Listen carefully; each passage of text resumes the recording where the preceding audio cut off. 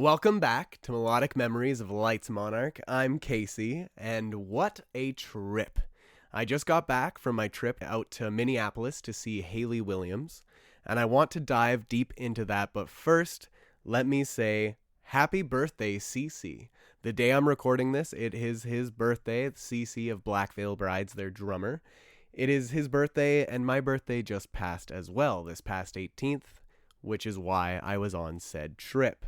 But not only that, happy 420 to those that celebrate. I'm sure there are plenty, and my roommates are definitely a few of those. So if you guys are listening, hope you had a happy 420, even though I was gone. But throughout my eventful weekend, there was something that was announced, and this was so caught me off guard completely. I opened up my Facebook while I was sitting in the hotel, and I seen Black Veil Brides. They posted something on their Facebook and their other socials, of course. But I seen it, and it says as such, tonight, our unreleased song, Woe Pain, from our new album Vindicate, will be featured on Wrestle Mania 42, featuring the biggest matches and superstars in the WWE. Streaming for the first time ever on the ESPN app, Saturday, April 18th, again, my birthday, and Sunday, April 19th, starting at 6 p.m. Eastern every night. And obviously those days are past, so the song itself, we're not actually going to fully be able to delve into the music video that was filmed by Joshua Schultz. We're not going to get all that until I assume the album actually drops on May 8th. But we did get to hear the song through this WrestleMania event. And I gotta say, though I haven't heard it in in the fullness of what it is, I heard the teaser. And wow, I am amazed. It was something that, again, I didn't expect to open to. It was the first thing on my feed, and I heard the audio, and my jaw dropped. I didn't expect it. I didn't know what to even think, to be honest, at the time that I seen it. But I haven't delved fully into the actual song itself just because I know the album's around the corner. I kind of want to wait. I myself am not a massive wrestling fan. I am very happy that they're able to be in WrestleMania in this capacity, of course. And I know that they've had songs featured in WrestleMania before. This is just the very first time that they have done the main event. And that alone is awesome. More people, more ears to hear the awesome music Black Veil Brides has, especially for this new album and the way it sounds. I really think it means big things for them. Obviously, it might be far too soon to say because I haven't heard the album myself, but just imagine this leading them to becoming someone that actually is acknowledged. Being a band that is acknowledged at, be it the Grammys or any other sort of awards event. And I know that WrestleMania might not have that big of an impact in terms of that kind of musical world, but hey, it's more people being able to hear them, to listen to them, and appreciate their art, which, in my opinion, what more can you ask for? And the clips that I heard of the song sound absolutely intense and so cool. So I am very excited to hear it in full. If you are interested, it is on YouTube. I know that Ruth of BVB Hearts to Hearts podcast alongside Nicole, they both posted the link, I do believe. If not, Ruth for sure. I seen her post on Twitter. So go check that out if you do want to hear it in full before the album actually drops. I don't know exactly how the video looks, if they're talking over it or whatnot, but all the same, the song is there and it is sick. And speaking of the Black Veil Brides or BVB Army Hearts to Hearts podcast, I gotta just quickly mention it because I was featured on their most recent episode. They kind of dived into me and my love for Black Veil Brides with a bunch of different questions. We had an amazing time, and it honestly felt like I was just talking to a couple of friends that I've known for a long time. And I don't know if they felt the same way, of course. I'm not speaking for them, but from my behalf and my perspective on it, I really enjoyed myself. I was a little nervous to start out, I'm not going to lie, but once it got into it and I really started, just feeling completely comfortable. Like, again, they were just friends, like lifelong friends I've had. So obviously they're not, but I would love to talk to them again. And here's hoping that in the future, when Vindicate does come out, I'm able to chat with them some more about the different songs on the album and maybe some more music videos or Hell, even if it comes to I'm able to see them on tour, maybe I can share some thoughts with them then as well. But we'll see what comes. I just wanted to mention Black Veil Brides, their BVB Army Hearts to Hearts podcast, co-hosted by Ruth and, of course, Nicole. Both amazing co-hosts, amazing people, very welcoming, and I just wanted to say quickly, if you are listening, you two, thank you so much for having me on, and for anyone interested that hasn't heard it yet or seen the episode, go check it out. It'll be in the description below. I'll leave a link to it if you care to go check it out. It'd mean a lot to me, and it just gives you a little insight to me and my love for Black Veil Brides. And I must say, it was an absolutely fun time. Now, all those rambles aside about Black Veil, I love rambling about them, as everyone here listening knows, but I need to talk about my trip to Minneapolis. This is the big ticket item I want to talk about today. And going to Minneapolis, seeing Hayley Williams, what an experience that all was. And I'll try not to be too meticulous with how I break this all down, but please bear with me as all of this is off the top of my head. So when I did finally get to Edmonton, I had to drive all the way there to get on the plane and go out to Minneapolis. I drove through the night and nothing too eventful happened, but when I finally got to Minneapolis, I was met by Crystal. If you're listening, hope you're doing well. Thank you so much for having me for the trip and buying said Hayley Williams tickets. I had so much fun, but before I get too ahead of myself, she picked me up from the airport and we ended up going off to the Mall of America. So the Mall of America, what a place that is. It is absolutely massive. I know, don't get me wrong, I know that it is considered to be the biggest mall in America. I don't know how it stands up to the rest of the world or even West End, but being in it, it was huge. It's definitely stacked higher than West End because West End is very spread out. The mall that I'm used to, the one that is big here in Canada. But the Mall of America, I gotta say, I was impressed. They do have a lot of stores that are kind of like doubles of each other, but all the same, they have a lot of stuff there. And obviously, for me not being from a massive big city, it was like, holy shit. I did not know to expect all of that, be it the Nickelodeon theme park that they had, which was absolutely awesome. We didn't go on any rides, mind you, but we seen all of it, and that looked sick. And even the aquarium, which we did end up going to see on, I believe, the last day that I was actually there, or the day before, rather. But within our travels throughout the mall, we got to go check out Box Lunch, a store that I've never once seen. I've known about it, but just through internet posts and whatnot. It's not something that you see in Canada, at least not here where I live, and that was really cool to see all of the different nerd stuff, a lot of Kingdom Hearts things and Disney stuff, even some anime things here and there. I was more so attracted to the Kingdom Hearts stuff, obviously. I am a massive fan. And I was able to even get some stuff for myself, or rather Crystal was nice enough to buy me some things. And she got me for my birthday a Kingdom Hearts license plate and some pajama pants alongside like a new Winnie the Pooh hat and of course some pins. So not gonna go over everything I got, obviously, but it was a good trip for a good haul. And somehow, mind you, not only all those things, but some things from Hot Topic, I was able to squish almost all of the things that I was given and gifted into my tiny little suitcase that the airport, for whatever reason, didn't deem as a personal item, even though I've used it as a personal item before. But don't want to go off on that tangent because then I'll be here all day. To go back to the mall, though, it was a hell of a trip. It really was a lot of fun to just kind of scope out the mall for the most, or at least majority of the day that I landed. And then we finally made our way to the hotel and found out that, holy shit, Hayley Williams is playing that same night, because this was the 17th. And the Fillmore in Minneapolis is attached right to the hotel that we booked. So perfect placement, perfect timing as well, because when we got there, I didn't hear any of it, but I believe Crystal said she heard some of Hayley's set And I'm glad I didn't hear any of it because I really didn't want to be spoiled in any which way. I haven't looked at any spoilers online.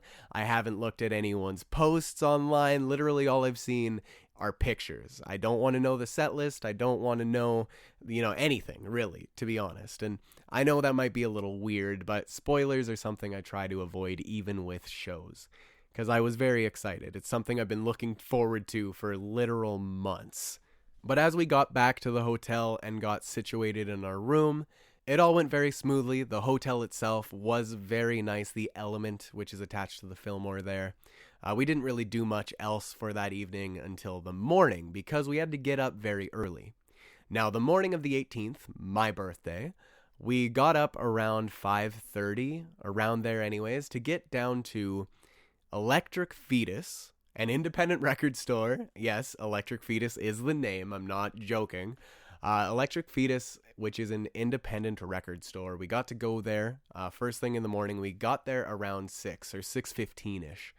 And by the time we got there, for record store day, mind you, the lineup was already down to at least 3 buildings down the block. So there wasn't much space until the end of the block when we got there, which was absolutely wild. We ended up finding out later as it went along that some people were starting to line up at this record store by like 1:30 a.m., if not earlier. There was even a tent, like somebody tented out there. Like, talk about the dedication, because it was cold. Minneapolis is freezing, and I don't know if it's always like that, but man, did it remind me of home. I was so shocked to be like, why am I here where there is 1, wind, and 2, absolutely bone-chilling cold because of the wind and snow. It wasn't like a lot of snow, but it started snowing when we were standing there. So all that aside, though, we got to stand in line. We were given our numbers after a few hours. I believe we stood there from like 6:15 all the way till 8 a.m., which is when they actually gave out the numbers. And we ended up being 141 and 142 in line. So if that gives you any idea for how long that line was already by 6 a.m., well, there you go. Luckily, we were able to meet a mother and their kid. I wish I got their names, but unfortunately, for whatever reason, we both completely blanked on it, so apologies for not knowing their names. But we met some very kind people in line, and we were able to chat a little bit here and there. They got a kick out of the fact I was from Canada, of course, and they're just trying to ask about Record Store Day and if it was our first and whatnot, and found out that she's from Florida, so she hates the cold just as much as Crystal did. But all the same, we made it through, even though I gotta say it was cold. It was bone-chilling cold to the point where we ended up just going to the car once we got our number and sitting in it until like 9:30 because we had to warm up. Like, I was cold to the point where I took that long to properly feel warm again, which usually isn't the case, but I also don't stand out in the cold that long in nothing but a hoodie. It's to be said, at least, that I was a little bit ill-prepared for the weather there. I tried to pack light, because again, I knew I'd have a lot of stuff to carry back with me, but unfortunately, I should have brought maybe another sweater. But I made it through, so did Crystal. We made it into the record store around 9:30, kind of made a quick look around the whole thing, and man, is it huge. Like, it's not all records, mind you. It is attached to another store. It's all Electric Fetus, but it's kind of split in half, where one half is kind of some witchy things, or I don't even really know what exactly they had over there. They had a lot of stuff, though, a lot of collectible things. And in the other half was the records and CDs and even some movies. And they had a lot of choice, a lot of options, a lot of things there for different musics, different albums, different formats, and even artists that I never see up here. Like, I even got to buy Sleep Token's Take Me Back to Eden, and I've never once ever seen that here in Canada. I know that, granted, my city doesn't get as many things because it is smaller store, I understand that. We did get even in Arcadia, which I was able to buy when that came out, but this album, never once seen it, alongside a few others, even like Cave Town, there was a record from him that I never seen. I was able to pick that up. Cowboy Bebop, a soundtrack for that. Like, we never get that stuff around here, especially in my Sunrise store. But regardless, all that to be said, they had a lot of choice, a lot of options, and by the time we picked up a few, we went to the counter the very first time. We went back in after buying Record Store Day stuff, which I'll get to here in a moment. But when I got to the counter, I was able to talk to the lady at the counter after overhearing that it was her birthday. And lo and behold, I shared a birthday with her. I don't know why that stands out to me so much, but I think it's because it wasn't the first time. Or rather, it wasn't the last time, as later on in that day, I continued to meet one after the other. There was at least 3 people that had the exact same birthday as me. It was their birthday too. And I was shocked because around here, I don't think I've ever met anyone with my birthday. I know that sounds weird, especially being the age that I am. You'd think by now I'd meet at least one person or remember one person that shared a birthday with me, but I didn't. I honestly don't. And this kind lady, it was her birthday too. And also later on in the day when we got to the show, the merch lady at early merch for Hayley Williams, it was her birthday. And then at the very end of the show, when I got a friendship bracelet, the girl that gave me the friendship bracelet, well, her friend, it was her birthday too. Absolutely wild. And anyways, get back to the record store. It was that lovely lady's birthday. Got to buy the records and then go out back because they had their Record Store Day selections out in the warehouse in the back, I guess. It sounds more sketchy than it was, believe me. They actually had like a food truck and some live music inside the store, so it was very good vibes, I will say that, for lack of a better term anyways. And when we got down there, we actually met up with the 2 ladies that we met in line because, again, they were right behind us. And we got to go inside the garage and pick out some Record Store Day finds. And I found almost all the ones I wanted to. There were a few here and there that I unfortunately missed out on, but what can you do, truly? The ones that I did get, though, were Bring Me the Horizon, Low Files, Mayday Parade, Tales Told by Dead Friends, All Time Low, Fool's Gold, and Fall Out Boy, So Much for Tour Dust live at Madison Square Garden. The only ones I missed out that I was looking for, or at least hoping to get, was the Paramore album, All We Know Is Falling Deluxe, and of course, the Sleep Token single for Caramel and Emergence. Unfortunate that those 2 were sold out by the time we actually got in there. But hey, at least I came out not completely empty-handed in terms of Record Store Day exclusives. It was awesome to really experience a Record Store Day. I know I've experienced it here at home, but it's not the same. Because our store is so much smaller, there isn't as many people, and of course not as much stock. Usually Record Store Day here is done within the first few minutes from the people that are in the line, which is very unfortunate to say, because I would love to experience a Record Store Day like that again. I don't think I ever will, unless if I am out of town for it in some bigger city, but it was awesome to not only support an independent record store, but just live in the moment of that. I know it was cold, I know it was kind of miserable having to stand there for that long, but I didn't let my hopes get too low. I still enjoyed it, and I still believe that everyone in that line did enjoy it, even if they were frozen. Like, it was a good time to just be a music fan and be someone there that collects records and just shares the love and passion for that format alongside everyone else. Like, it was a great time, and I hope everyone else that does also support Record Store Day or celebrate it, I hope you guys had a good one. And if you got any Record Store Day exclusives, any cool finds or whatnot, please let me know down below in the comments. I would love to hear what you were able to find or even pick up. And while you're there, please leave a like and subscribe if you're able to. Share it with your friends. It means a lot. But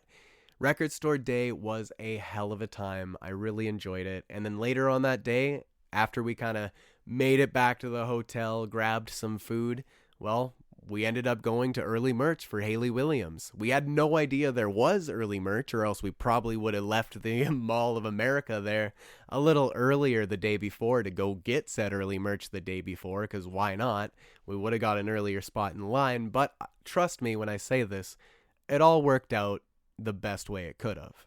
Now, as we were waiting for early merch, we met some people here in line, and they seemed pretty nice. They were actually able to show us what the early merch was, because we had no idea what we were going to get or even see, but gave us an idea to what we wanted to grab. And once we got in there, that's when I again met the kind lady whose birthday it was. And she was able to grab me a t-shirt, the tour shirt. It looked like a stick of butter on the front, but it wasn't. It was actually a hair dye from Good Dye Young, the yellow color. And on the back, of course, there were tour dates. And I got myself a little bracelet as well with WWHD or WWHWD. What would Hayley Williams do? Hopefully I didn't butcher that acronym, but got that bracelet, which is kind of a play on what would Jesus do, like those kinds of bracelets. At first when I bought it, I'm like, what is this supposed to be? And the lady that it was actually behind me was like, oh, it's what would Hayley Williams do, like the Jesus bracelets. And I was like, that makes more sense. Because I had no idea. I thought maybe it was lyrics or whatever. It was only $10, so I'm like, let me pick that up alongside the shirt. Why not? And it made for something that I'm able to not only just display or wear when I want to, but also a t-shirt that has the dates on the back, which is something I go for at least every show I try and go see. If it has tour dates on the back, I'm a sucker. But all that to be said, we got through the lineup finally, and as we were being led into the venue, there were some people outside that were preaching the word of God, and mind you, there weren't many people that were happy about it. So much to the point that there was this guy took it upon himself to run up to this poor man that held a sign and was like speaking out of a microphone. Ran up to him, flipped him off, and just yelled, "Fuck you, buddy," a bunch of times, and obviously in a more American way, not so Canadian. I realize saying buddy after everything is kind of a Canadian thing to do, but all the same, in a more American way, he told him in a not very kind way to go fuck himself, and a lot of people in the line decided to take it upon themselves to do so, and I was just kind of standing there like, why? You're giving him this power. Like, personally, I believe everyone's allowed their free speech, and he was standing a distance away, so he wasn't really like impeding on anyone or really like getting in anyone's personal space. Like, he might have been harassing to some extent, depending on your definition, I guess.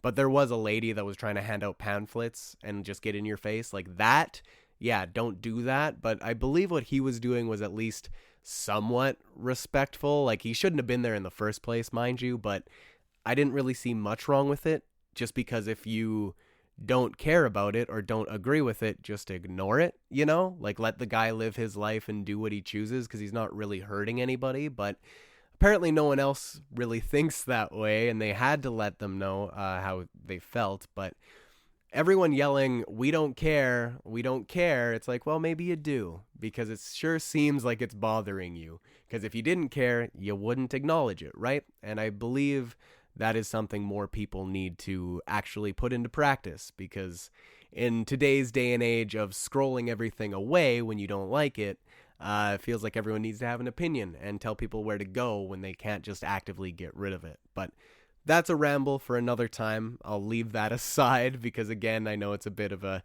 sticky situation, but once we got through that little conundrum, we did get into the venue, and the venue was very nice. There was actually a decent amount of space. It was a smaller venue. I believe the cap was like 1,800 people, but still, it was a good venue. I really liked it. I thought the vibes were very well. It was well lit, and there was a lot of support for not only animals, but also the LGBTQ community.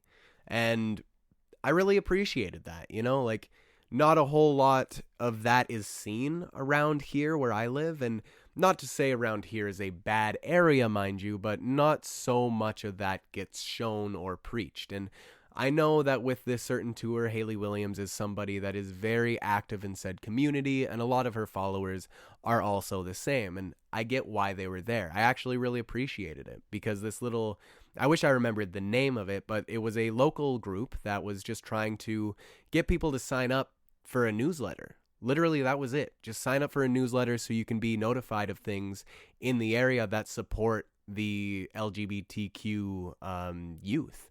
And I think that was absolutely lovely to just have, because they weren't pushy. They were off in the corner. You walk up to them if you want to. And I was curious, so I went up to her and asked, like, hey, what's this all about? Like, is it a donation thing or what have you? And, she shared that that's what it was. And I unfortunately couldn't sign up because, again, I'm from Canada. It's not like I can just hop on the plane and go join their stuff. But it was very nice, and she was very kind, and she even gave me a little sticker. So hell yeah. But made it into the actual crowd of the show and met some amazing people.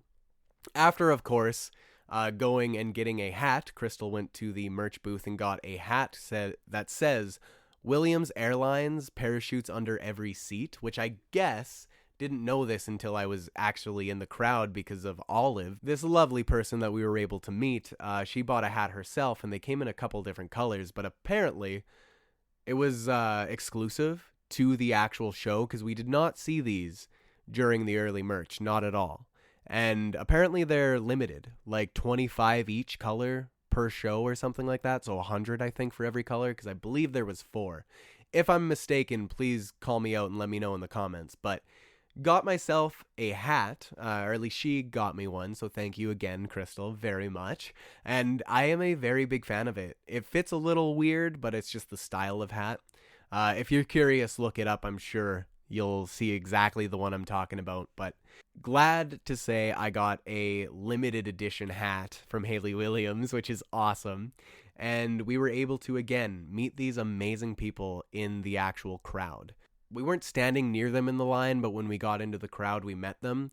And it was Olive, Colby, and Jacqueline. These 3 were literally so cool and just absolutely energetic and fun to be around. Like, people, again, that I could feel being my friends if they lived around here. And luckily, hopefully they still will be, because I did share my Discord with them and Instagram for Jacqueline, as she didn't have a Discord. But it looks like I made some more friends, and I'm always happy to do that. And I hope that the throwaway comment wasn't completely a throwaway, because I would love to eventually go back down to Minneapolis. I know I always say I'm not going to go back to places I've already been, but this might be the outlier, just simply because these people were great. And I know that the throwaway comment, or at least I hope it wasn't a throwaway comment, was when, not if, you're back in Minneapolis, we're all getting together to do something. And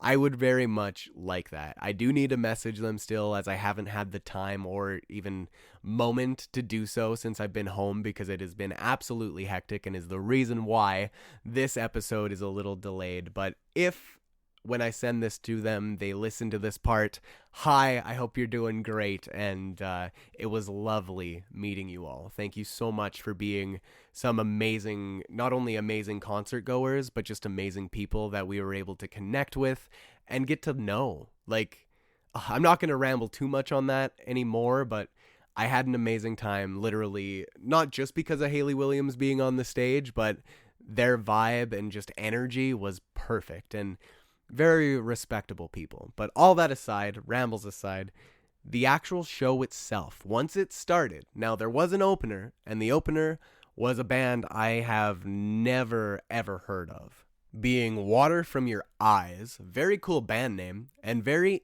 interesting band. I'm not saying interesting in a bad way, please know that. I'm just saying interesting because I haven't really seen a band like them. Not necessarily saying there aren't any out there, of course, but from seeing as many bands as I have live, I've never really gotten the chance to see a band that sounds like them. They are very much a modern kind of style. I don't know how else to put it. I don't even know what genre to classify them as, but they definitely were good. I will give them that. I didn't understand a lot of the words they were saying in the lyrics, but that's mostly just because of the mixing. I don't believe it was properly mixed, or it's just because the way they sound, maybe that is how they're supposed to sound. But regardless, I very much enjoyed them, and I don't know the songs they played, but if you're at all curious in a band titled Water From Your Eyes, I'd definitely go give them a listen.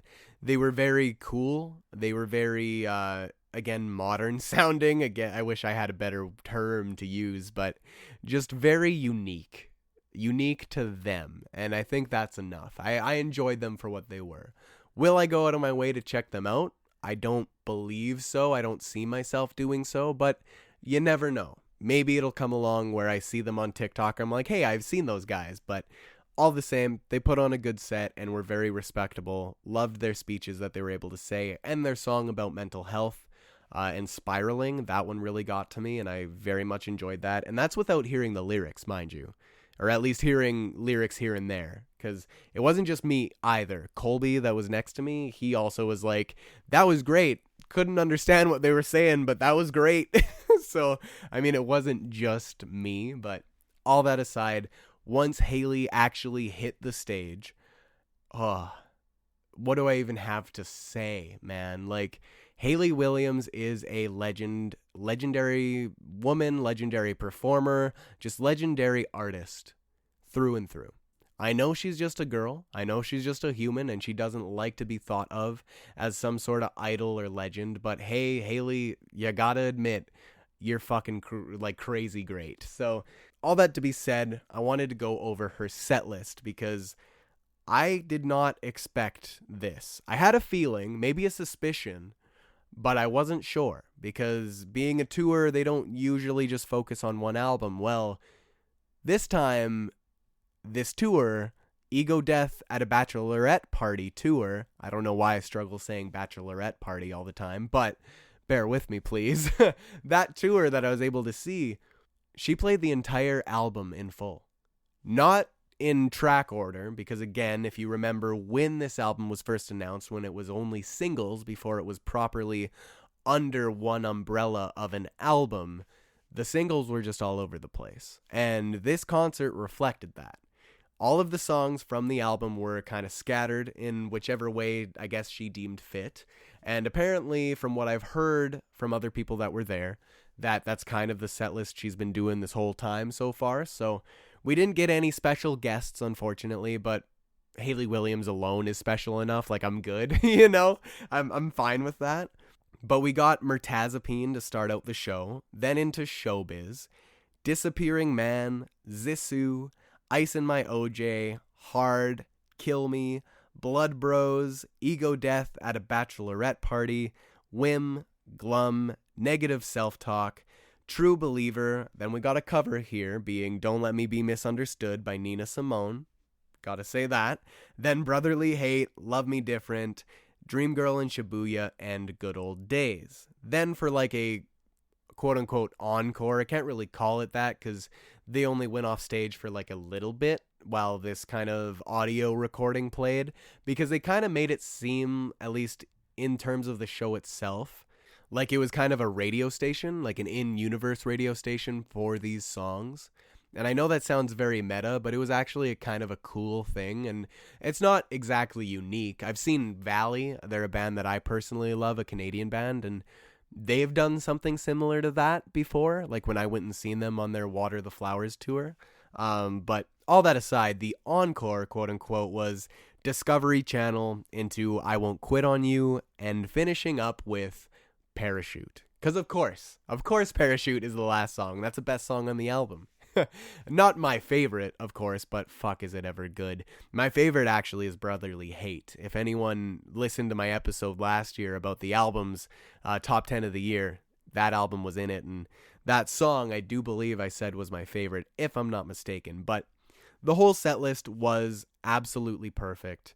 I loved the skits in between, not necessarily saying they were skits, but the little segments in which she would talk, and it didn't seem rehearsed at all because it was directed, directly to Minneapolis. And again, I can't say for sure or not because I haven't seen anything else from any other shows, as I was avoiding spoilers, but it was just so heartwarming, and I did not expect to cry, alongside Crystal as well. She was crying quite a few times too, throughout the whole show. Different songs just hitting us in different ways that we either wouldn't have expected, or even if we expected it to, just hitting harder. Like True Believer, when she did that, the energy of the crowd for that second verse, oh my God, it was a movement. It was a movement.